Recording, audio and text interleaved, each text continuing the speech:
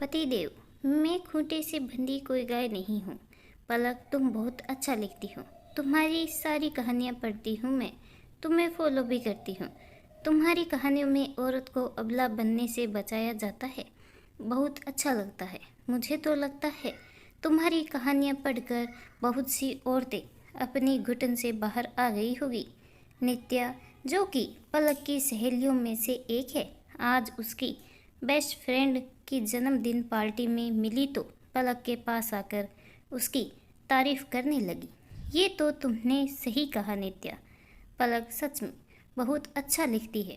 समाज में औरतों के नारीत्व को सम्मान दिलाने में तुम्हारा अच्छा खासा योगदान है। दूसरी सहेली भी बोली। अपनी तारीफ सुनकर पलक को बहुत अच्छा लग रहा था। अगर मेरी कहानी पढ़कर एक औरत भी अपने सम्मान को बचा पा रही है तो मुझे बहुत खुशी होगी। पलक ने अपनी सहेलियों की तारीफ का सम्मान करते हुए कहा। वैसे एक बात तो है, पलक तो अपने घर में शेरनी बनकर रहती होगी। ना तो इसकी सास ननद और ना ही इसका पति इसके ऊपर हावी होते होंगे, क्योंकि ये तो खुद दूसरी औरतों के लिए प्रेरणा स्रोत है, तो खुद तो बिल्कुल भी अपना कोई अपमान सहन नहीं करती होगी। बहुत देर से पलक की तारीफ सुनकर तनया परेशान होकर बोली। उसे पलक की इतनी तारीफ अच्छी नहीं लग रही थी। तनया की बात का सभी सहेलियों ने समर्थन किया। हाँ हाँ, क्यों नहीं, पलक तो हम सब की प्रेरणा स्रोत है। इसके विचारों को पढ़कर हम भी अबला औरतों की छवि हटाकर सख्त नारी की छवि में ढल जा रहे हैं। तान्या और बाकी सहेलियों की बातों ने पलक के दिलो दिमाग में उथल पुथल मचा दी। अभी तक मिल रही तारीफ और जन्मदिन पार्टी की खुशी गायब हो गई। ऊपर से दिखाने को तो पलक हंस रही थी, लेकिन अंदर से वो अपने आप को असहज महसूस कर रही थी। अब उसके लिए पार्टी में रुकना मुश्किल लग रहा था। थोड़ी देर और रुककर पलक घर आ गई। रास्ते में उसके दिमाग में झंझावाट चल रही थी। मैं अपने घर में शेरनी तो क्या बकरी भी नहीं। मैं तो अपने विचार लिखती हूँ, लेकिन अपने फॉलोअर्स को कैसे बताऊँ? उनको हिम्मत देने वाली औरत खुद एक अबला नारी है। उसके विचार जो कहानियों में छपते हैं, ऐसा वो खुद अपने घर में बोलना चाहती है, लेकिन बोल नहीं पाती। इसीलिए अपनी कलम से दूसरी औरत को हिम्मत देना चाहती है कि कम से कम कोई तो उसके विचारों से जाग जाए, कोई तो उन विचारों को पढ़कर अपनी अंतर आत्मा को टटोले। किसी के साथ तो गलत होना बंद हो। अगर उसके विचारों से प्रेरित होकर एक भी औरत अपने आत्मसम्मान को बचा पाती है तो अपने को सफल लेखिका मानती है। जैसे ही पलक घर पहुंची, उसकी सास ने चिल्लाना शुरू कर दिया। इतनी देर तक कहाँ थी? खाना भी बनाना है, लेकिन महारानी को तो कोई फिक्र ही नहीं कि घर में सबको समय से खाना कैसे मिलेगा।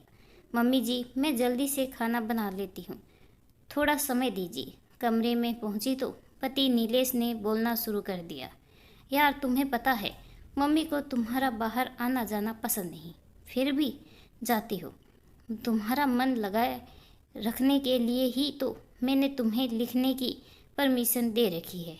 कितनी मुश्किल से मम्मी को मनाया था कि तुम्हारी सहेली का जन्मदिन है, तुम जल्दी वापस आ जाओगी।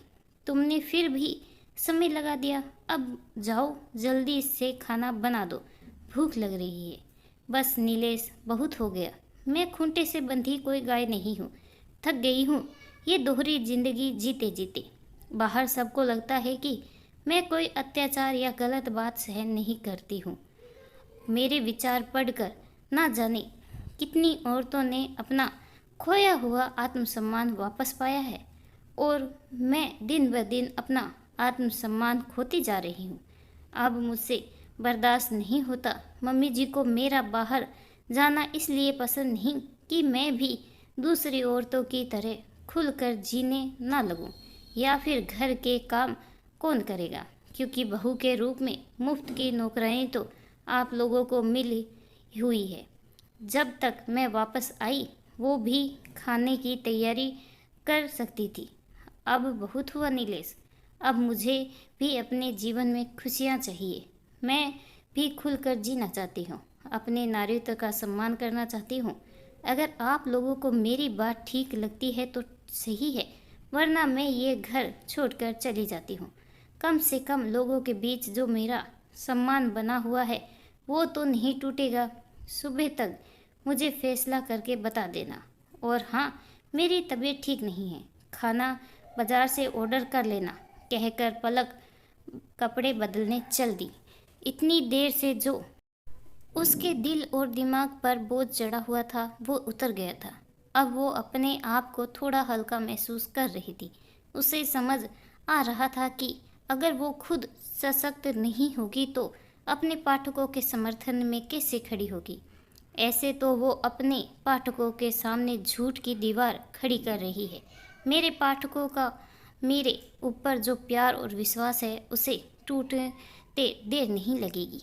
पलक की दृढ़ता देख नीलेश को आज अपनी जड़ें हिलती हुई महसूस हुई। उसे समझ आ गया था जिस पलक को वो अब तक अबला समझकर दबा रहा था वो अब सशक्त हो चुकी है। अब उसकी और उसके परिवार वालों की अकड़ नहीं चलेगी। पलक को आराम करते देख नीलेश भी बाहर चला गया अपनी माँ को समझाने। अब माँ का राज खत्म समझो। इस कहानी के बारे में आपकी क्या राय है कमेंट करके ज़रूर बताइएगा। कहानी कैसी लगी कमेंट में अपनी राय ज़रूर व्यक्त कीजिएगा। धन्यवाद।